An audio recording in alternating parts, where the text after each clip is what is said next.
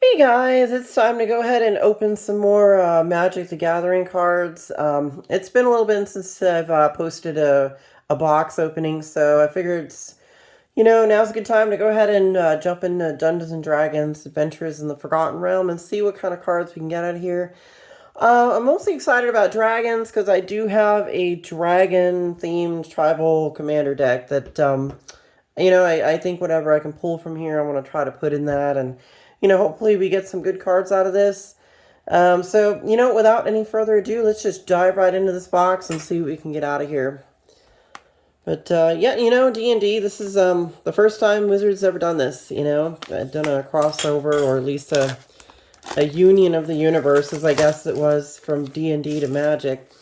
And when you think about it, I'm surprised it took them this long, honestly, considering they've had control of both. But, it's one of those things. In my experience, I play both Dungeons and Dragons. I've been a player in the game. I've been a dungeon mistress. I've obviously played Magic. And it's two different worlds. It really is. I mean, there's a lot of things that certain parts of it are, it's fantasy, You'll have elves, you'll have dragons, you'll have rogues and ghosts, and all these kinds of things are in D&D. They exist in Magic, but the play groups are always different for D&D versus Magic.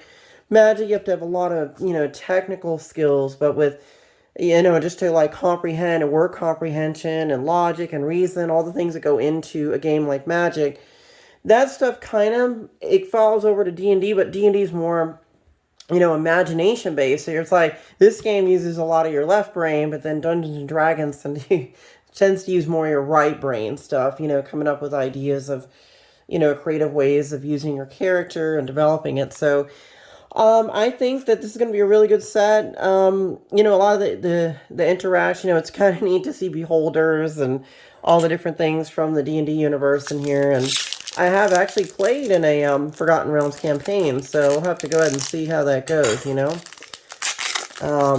We'll see what kind of cards I can pull here. So, first pack we got is, there's our token artifact equipment. So I guess they're upside down, so I guess when we pull them, we're going to have to do this.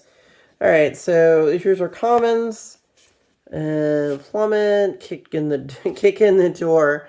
Yeah, I mean, it's kind of like, remember Munchkin, you had to kick in the door in Munchkin. Same idea, you can do it in D&D too. I mean, if you got a barbarian, it's sometimes easier to set a pick the lock. If you're old crappy on a lock pick check, well, you might as well have the barbarian just kick the door in. See how well you do on that. All right, so those are our commons, our trickster talisman, a mountain. A mountain is in the uncommon slot. Really, Wizards? A mountain. Okay. We got Hand of Vecna. All right. We have Death Tyrant. Okay, so, well, we got our Beholder. He's got Menace. Negative Energy Cone. Okay, well, that's like it's like D&D. Whenever an attacking creature you control or a blocking creature an opponent controls dies, create a 2/2 black zombie creature token. That's rather cool. Okay, and of course, you can pay 5 and a black and return this card from your graveyard to the battlefield tapped. So, okay. Next card we got is Asarak the Archlich. He's a zombie wizard. When he enters the battlefield, if you haven't completed Tomb of Annihilation, return Asarak to the Archlich to the owner's hand and venture into the dungeon. Yeah, this is where a lot of these cards you can just, move your counter up to the dungeon thing. I don't know how that's going to interact. This is like almost like a sub game of Magic. It's almost like one of those, they've like Plane Chase or something similar where they have an extra card set. You're doing something else, and it's affecting the game. So maybe that'll work out. Maybe they'll keep doing it, or you never know, right? We got a Pegasus. Okay, Arborea Pegasus. Evolving. Why, Wizards? Just why? Why would you redo the art on Evolving Wilds? Neat art. I mean, it looks like a D&D module from like back in the day. I want to say like what, 30 years ago, but why this card? I mean, no one's going to want to play this. I just stick it in a folder and say, oh, that looks pretty, and that's it. You can't even play it. It's such a low-end card. All right, and we got Orcus, Prince of the Undeath. Flying and trample. When Orcus, Prince of the Undeath, enters the battlefield, you choose one. Each other creature gets -X, -S until end of turn. You lose X life. Return up to X target creature cards with total mana value X or less from your graveyard to the battlefield. They gain haste until end of turn. Looks like he's pretty solid in Rakdos colors. All right, let's go stick him over there. That is our foil full art rare mythic. What is this? This is a rare. All right, well, first pack, I'm not blown away. It's not the greatest first pack, but, we got 11 more to go. So let's see what we can come up with, and let's go. So we've got, our commons, oh, the Saga, Warlock class Saga, okay, interesting. And I guess all right, I guess the lands are like a thing in this set, so, because they have text on them, I guess that's neat. I've got a white. Okay. We got Midnight Pathlighter. I guess I'll put him up there. Tasha's Hideous Laughter. I heard good things about this card. I heard that it has some pretty good uses in some decks. Each opponent exiles cards from the top of their library until that player has exiled cards with total mana value 20 or more. Interesting. Oh, look at how cute the pixie is. That's adorable. Tresselara Moondancer. Hive of the Eye Tyrant. So, obviously, we got a theme going on here. We got Beholders. So, you can see what the card does. I'm not going to read all that, but, obviously, it's another one of these sort of, I guess these are showcase cards, like this winner right here. Hive of the Eye Tyrant. So, we're going to put it over there. Another pixie guide, and our foil full art is going to be Forsworn Paladin. Let's see what he does. All right, let's keep on going. Let's see if we can pull some serious fire out of this box. So, all right, we go there. We go here. We're gonna try to zoom through these commons now that we're kind of Magic Missile. Really, I cast Magic Missile at the darkness. Remember that? It's an old meme. Hall of the Storm Giants. It's pretty good. It's a land. Obviously, until end of turn, it can become a 7/7 blue giant creature with Ward 3. And it's still a land. I can see this getting some use at some point in time. Interesting card. Sephirus of the Hidden Ways. Dancing Sword. Boulette. All right, then. Goblin Javelineer. 3 of these things. A Zorn. And 4 of these things, 5 of these things. So, like, 5 of these. What are these, I guess? Alternate art versions? Are these showcase? I don't think so, but they're like the old... if you have the D&D figures, like I have a bunch of them, they used to come with cards that looked kind of like this. Not quite the same, but similar, but kind of like that. You would get you would purchase the figures either individually or in a pack, and they would each come with a card that told you about it. And there was a D&D figure game that you could actually play at one point in time. I think it was in the early 2000s, but I don't think it really caught on. I think some people played it, but it just never really became a thing, Let's see. Does that say on there? You see stalactites grow down from the ceiling while stalagmites reach. Okay, well, that's cute.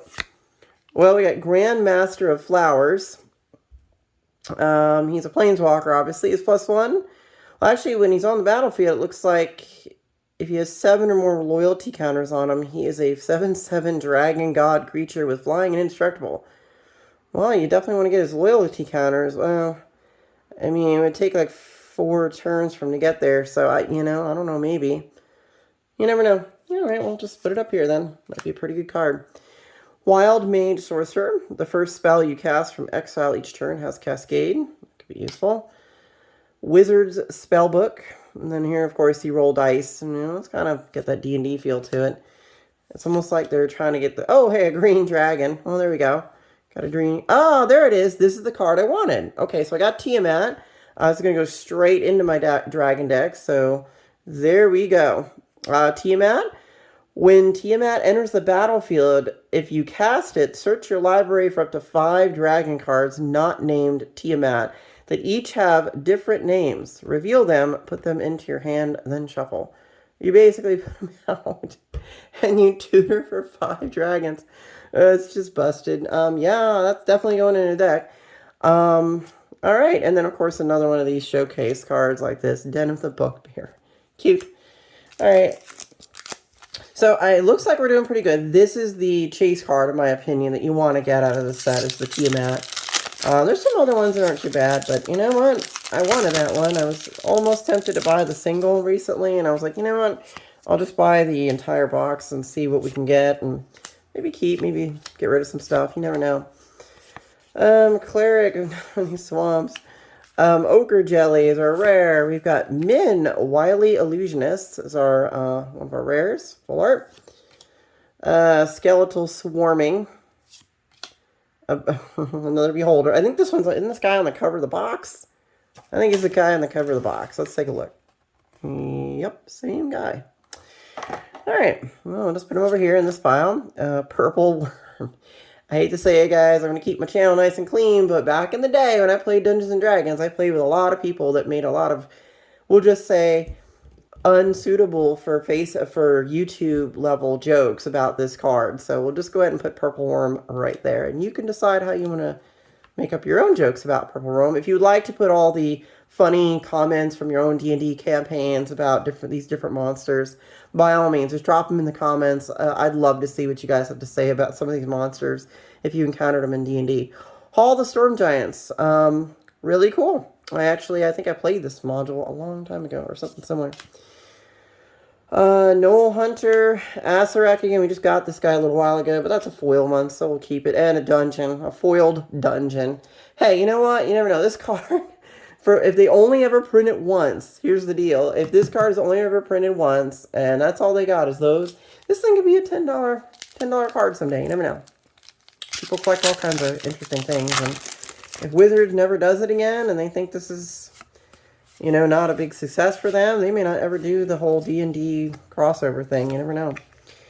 Okay, we got Sphere of Annihilation. We got Song of Inspiration. We got Long Rest. Well, you always need to take one of those to regenerate all your hit points. So that's helpful. A Mimic. Yeah, these are, whoever thought of this? A chest that's a monster. I guess Gary Gygax did, who knows, like 35 years ago, and decided this was a thing. That you go to collect some treasure and it bites your hand off. Mimics, of course. Neverwinter Dryad.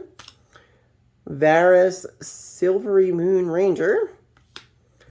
I like the hand-drawn art on this one, and this particular card looks good. Just because of the way the foiling in the back kind of accents this particular color scheme and foiling. This looks really nice on that one.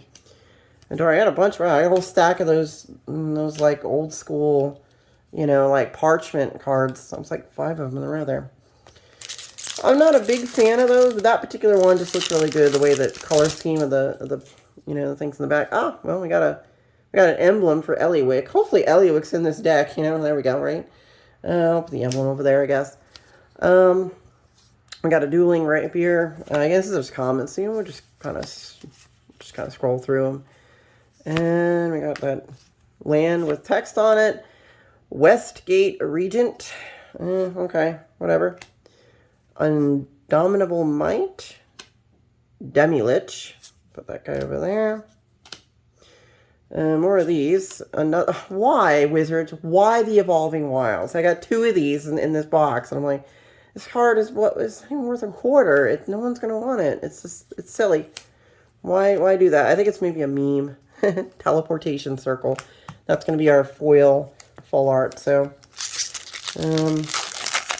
I guess these are, well, we'll see. Let's see what we got going on here. All right, let's go ahead and pass through these comments. Well, we got another one of these roll dice cards. So, I might try to make a deck with these and just see how it all plays out. You know, I just don't know how powerful of a deck you can make with cards with this particular set, but we'll see how it plays out, you know. Noel Hunter. Okay, again, more of these. This is the one without foiling.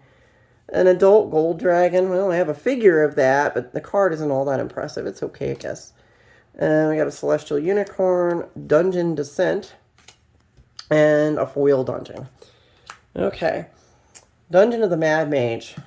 I've actually, in a campaign for D&D that I actually ran, we did have the Mad Mage as a, it was in a Curse of Strahd campaign, actually. Strahd had made him go crazy. And let's see here. Okay, there are commons and uncommons. There's our Weirdo Land. Tasha's Hideous Slap. So now I have 2 of these. So this will be the regular style card with foil. We'll keep that. Revivify, we'll set it over here. Guardian of Faith. Underdark Basilisk. Hulking Bugbear. Bugbear. Like, who thought to call this thing a bugbear? I mean, where did that... Like, really? I assume it comes from fantasy and novels and things, but bugbear? I always wondered about that.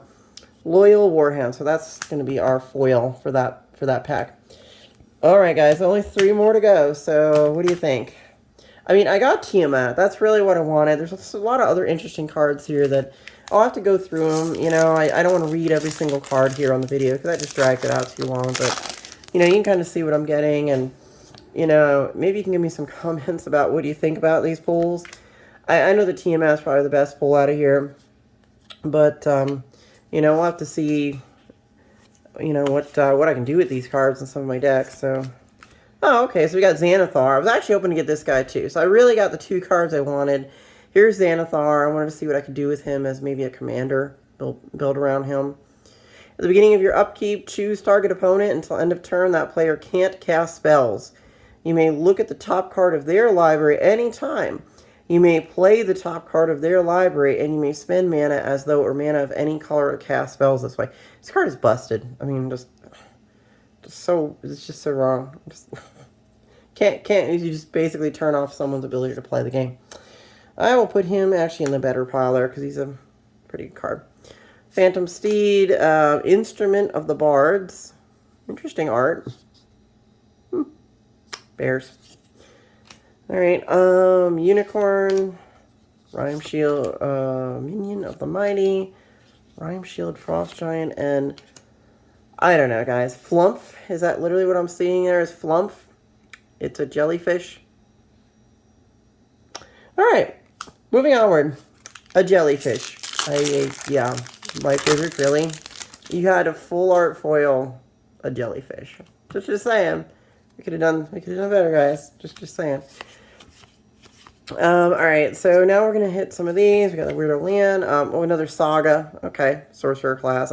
Obviously, these are all related to each class that you might play in D&D or something.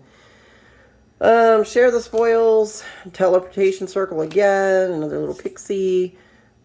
Cridle of Baldur's Gate. Another Dungeon Descent. There's 2 of those. Another a foil evolving wild. You know, there's a guy on Facebook, or I say that YouTube. I think it was Joey Moss or something. He collects these things, or he makes a big deal about it. It's part of his whole thing. He'll make a joke about this thing. A Bad Boy Gaming or something. He always makes a joke about that card. He makes it out like he really likes it, and it's just the greatest thing ever. And, you know, we all know that's him just goofing off. Alright, last pack. I don't know, guys. You know, it's not, you know, I agree. The product, from what I've been hearing, people are, like, kind of meh about it. You know, I'm on the fence, too. You know, there's some good cards in here that make the, you know, that could be put in a few decks. We could, you know, definitely see them, you know, over time and kind of see what decks they fit in and kind of where that's going to go. I think it has potential. I really do. Dance Macabre. Grizzlax Ithalid Scholar. Oh, he's sucking his brains out with tentacles. That's always... okay, alright. It's a meme now. Oh, Evolving Wilds, a stupid card. The 4th one in here. And then we got Den of the Bugbear again. just why, Wizards? These cards. Really? Just why? Okay. Anyway, Den. Displays for Beasts. Oswald Fiddlebender? I have no idea. And a Dog Illusion. All right, guys, that is the end of this box. My opinion, yeah, this set's a little weak. You know, I agree. There's a lot of better. You're talking about something that just came out on the heels of, you know, we just had Modern Horizons 2 for crying out loud. That was some seriously amazing stuff. Then we got this. Again, I think it's, from what I hear, it's a replacement of the core set. So this would have been core set 2022. So we didn't get that, but we got this. And do I like it? I like Dungeons and Dragons. I will say that. Do I think Dungeons and Dragons should be in D&D? I don't know if this is the way to execute it. The answer is yeah, okay, we can have characters and things from D&D, but this particular execution of how to do it, I don't know. You know, they want to try, I think it's really what's called, I guess in marketing, a cross sell. So what they're trying to do is they make this and give Magic players who've never played Dungeons and Dragons an opportunity to feel out what D&D is about and kind of the realms and the lore and the kind of fantasy environment that it has. But hardcore D&D players are probably not going to sit down and play Magic. I mean, in my experience, there is some that cross-play. You know, I do know people that'll play Magic and they'll play some D&D, but for the most part, the D&D players that I've interacted with or games I've been in, they really don't play Magic. We'll go to the same card shop where all the Magic players and Yu-Gi-Oh! And Pokemon, but then the D&D people are in the back on a table, you know, just doing their own thing, and they're not going to stop D&D to play a game of Magic, because D&D is a very sort of interactive social experience that, you know, I get where Wizards is trying to do. I think they're trying to capitalize on their intellectual property, as they say. You know, but I want to be honest with you, I don't know if they're going to do this again. They might. If they make a lot of money on it, sure. But I don't know that the financial end of this whole thing. And, you know, I don't think they're going to see a lot of sales of this. You know, I think it's going to be kind of a, over time, kind of a slow thing. But don't get me wrong, some good cards in there. They can be put in some decks. And I think it should make, especially like that Xanathar guy, you know, shutting down someone's turn. I mean, look at that. You're basically shutting down someone's turn, you know. That's pretty good. So maybe over time, this card, there's always that possibility this card could go, you know, be very expensive. Some of these things might really become key pieces to some unique or interesting commander decks. You never know. So, you know, much as this might be a weaker set, you know, it very well in the future could turn around and do something. You never know, you know. And like I said, these things here, these dungeons, if they never do it again, these kind of things could become collector items someday, you know, because, you know, Wizards, if they only do it once and never do it again, and if it's something that people like in the future and they want to play this particular format, well, then they're going to have to, you know, buy the singles from when people opened them. Anyway, I hope you enjoy my videos, guys. Thanks for, you know, watching my channel. Please like and subscribe to the things that I'm posting. You know, if you have any questions, you can pop them in the comments, or just, you know, just make some, you know, talk about D&D or talk about Magic, or what do you think about the set and all that good stuff. So until next time, this Night Phoenix is going to go ahead and ascend into the starry night.